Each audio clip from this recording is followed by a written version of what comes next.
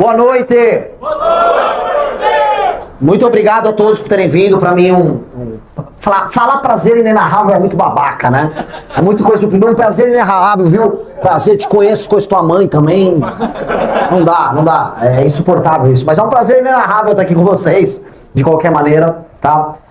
Faz parte dessa jornada, dessa trajetória que a gente vai rodando no Brasil.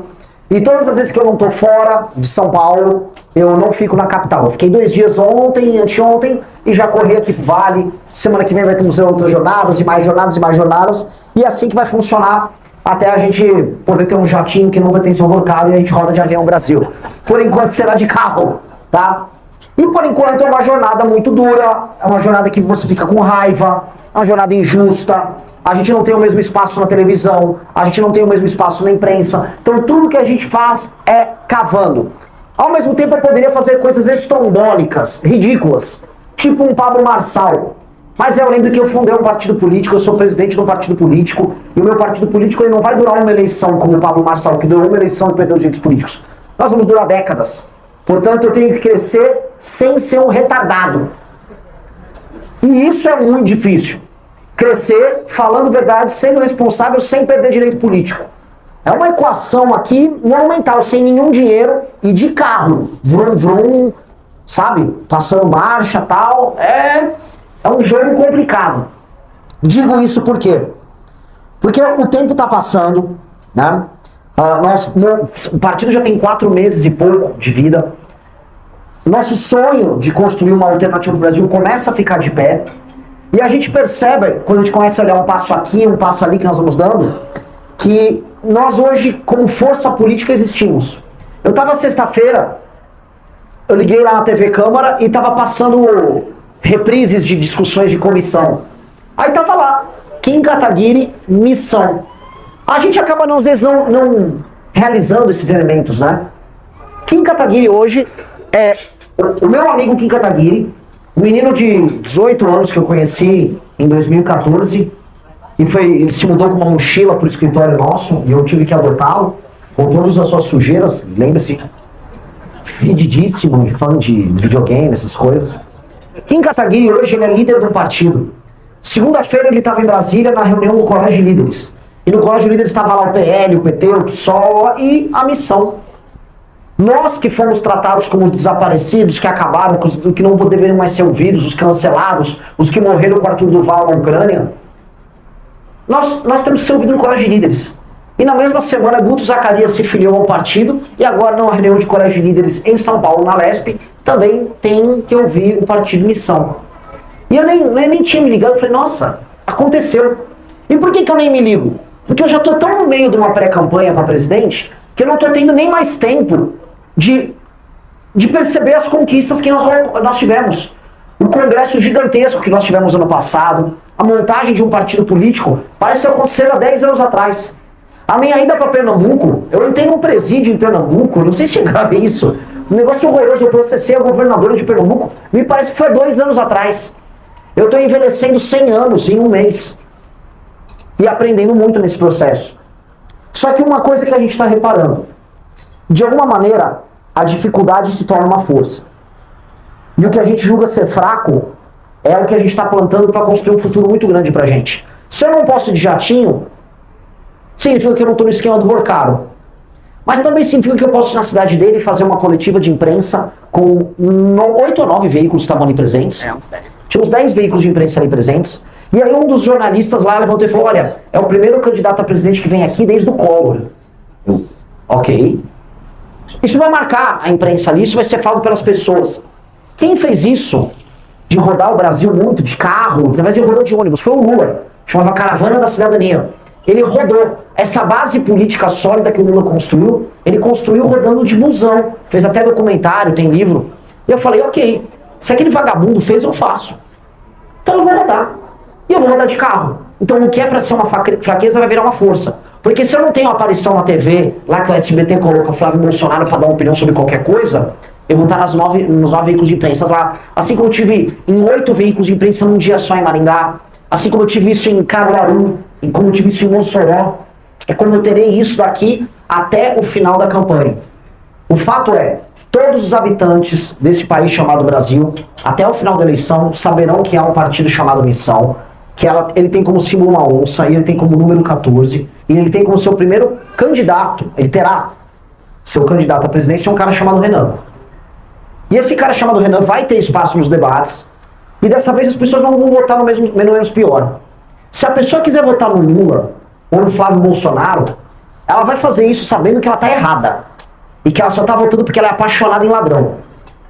Quando o cara for lá apertar o botão 13 ou o botão 22, ela vai saber que está fazendo isso com o coração apertado, porque ela ouviu verdades que ela nunca ouviu antes.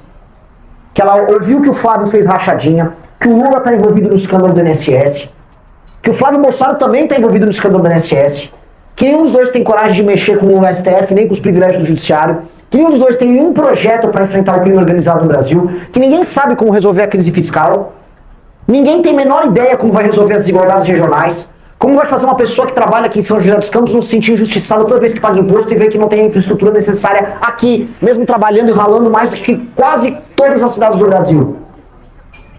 Não, aumento, você citou aumento de impostos, a gente não consegue mais aceitar isso, mas eles não têm um plano para nada. Eles não têm um plano para porcaria nenhuma. Então quando o cara for apertar o 13 ou o 22, ele vai fazer isso sabendo que ele é um merda. Ele vai ter que olhar pros filhos dele e falar, ó, eu vou votar no 22 no Flávio, filho. Eu falo pra você não ser ladrão na vida, mas eu vou votar num ladrão. Porque todo mundo vai ter visto na TV eu falar que o Flávio é um ladrão. O cara que vai votar 13, a mãe lá que recebe o Bolsa Família vai votar 13 e vai falar, filha, olha só, eu vou votar 13, tá? Eu vou votar num bandido. Mas não é pra você casar com bandido não, tá, filha? Isso aqui a gente vai começar a estabelecer um sarrafo moral. Um sarrafo moral. Que é um sarrafo moral que nós temos, que permite que a gente aponte o dedo para eles, não só porque nós somos mais íntegros, mas porque nós temos um Brasil a propor. Ele citou a questão da imaginação. Eu sei exatamente como eu entregaria o Brasil daqui 30 anos. Um país que seria um dia presidido por mim, depois pelo Kim, depois por algum desses aqui que está aqui na frente, ou outras lideranças agora no Brasil. É um país que daqui 30 anos vai estar na mesa com as 5 maiores potências do mundo, sendo ela uma das 5 potências. Brasil, Rússia, Índia, Estados Unidos, China. É um país que vai estar discutindo qual é o nosso papel na corrida espacial. É um país que já não vai ter mais favela. Não pode, é uma piada você querer ser um país sério e ter favela. É um país que vai conseguir ter a infraestrutura de distribuição de mercadorias, seja de estrada, seja de ferrovia, seja portos e aeroportos, condizente com o seu próprio tamanho. É um país que vai ter marcas internacionais, que vai ter produto nosso, bem de consumo, bem de capital, mas especialmente bem de consumo, sendo comprado na África, sendo comprado na Ásia. É um país que vai ter orgulho de ser a principal experiência tropical do tal sul global em todo o mundo. E é um país que daqui a 30 anos vai poder ser visto por todos vocês, vivido por todos vocês e usufruído por todos vocês. A gente sabe exatamente como a gente vai chegar lá. E fazer isso dá um senso de urgência. E quem tem senso de urgência e sabe onde quer chegar, tem o quê? Mas o que falou missão? Uma missão. É por isso que o nome do partido é missão. A gente sabe onde quer chegar, a gente tem um plano e a gente tem um senso de urgência. Então eu não tenho tempo a perder. Eu acho que vocês também não têm que ter tempo a perder. Se vocês acreditam que o nosso projeto é o melhor, é uma imoralidade vocês não colocarem a sua energia nisso. Vocês estão sendo omissos quando vocês não participam como deveria. A bronca do nosso querido amigo Big, você sabia, né? Vou revelar. O apelido dele é Big. Eu falo, por que é Big? Ele não é tão grande. Ah, porque o apelido dele era Big Mac. Mas por que Big Mac? Ah, não, porque o nome dele é Mac Chris. Por causa, ele é de americano, tem aquelas famílias americanas. O nome dele virou Macris, mas era Mac Chris. Achavam de Big Mac. Eu falei, tá, olha como é corrupta. Quem tá vendo na internet aí, olha como as coisas são, né? Achei que o Guto ia chamar Big, né? Mas, enfim, né? Enfim, corta essas partes, por favor. Então, a questão nossa, isso aqui é... Eu tô entrando num modo quase meio autista. Dizem que o Renan é meio autista, não sei o quê. E em que eu vou só fazendo.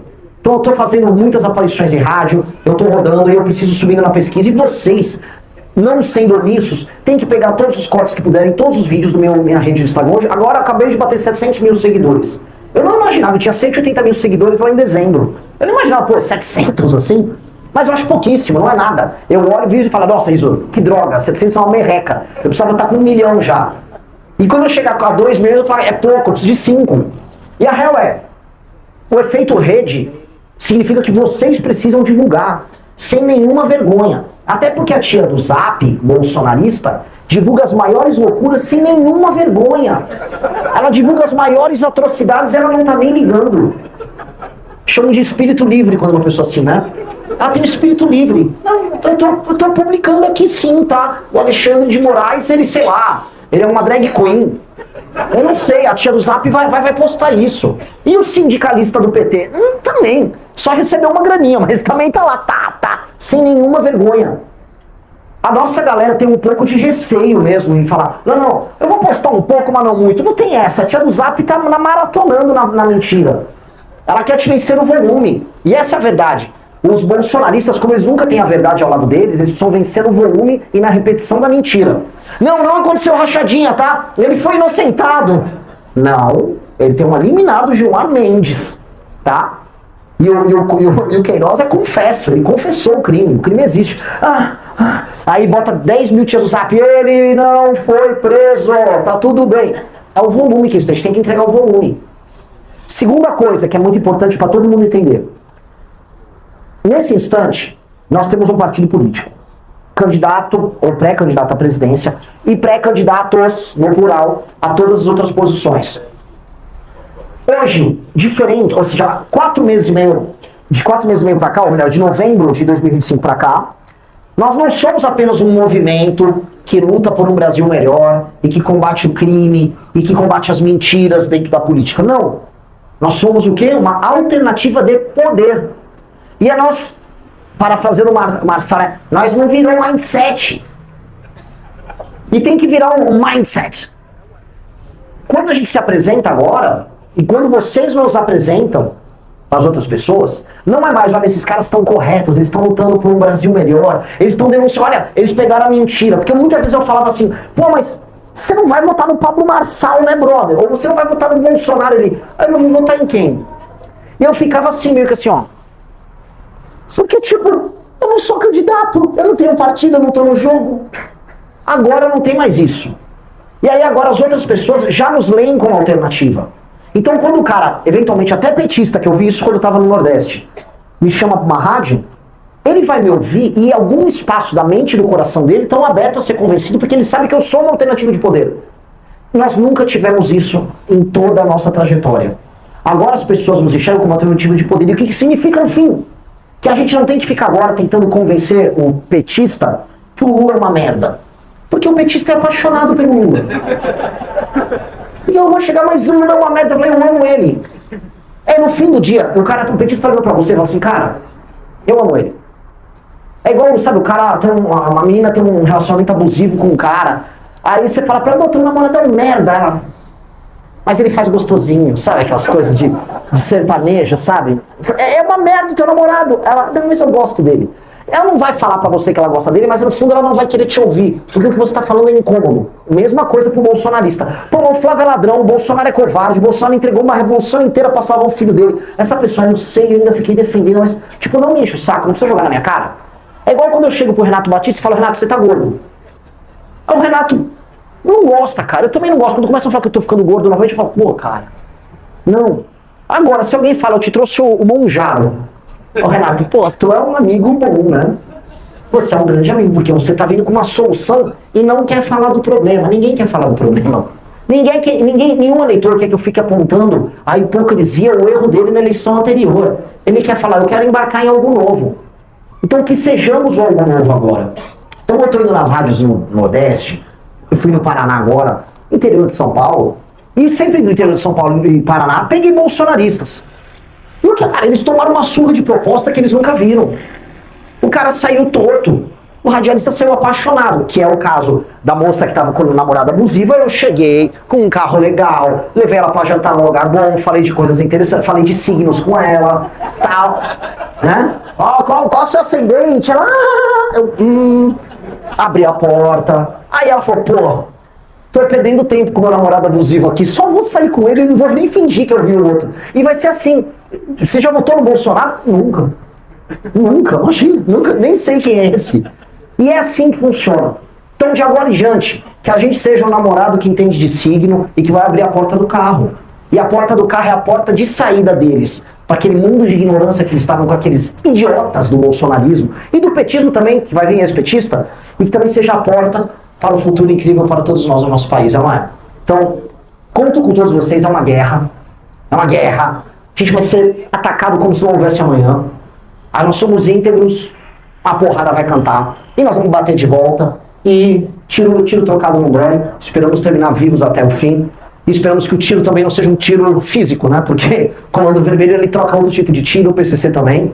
Hoje eu aprendi com o meu querido Almeida o que é uma ponto .50 e como ela pode furar a blindagem de carro. Então, né, que a gente não tenha ponto .50 no caminho, a gente tenha no máximo ponto .14 na urna. Muito obrigado, galera. Valeu.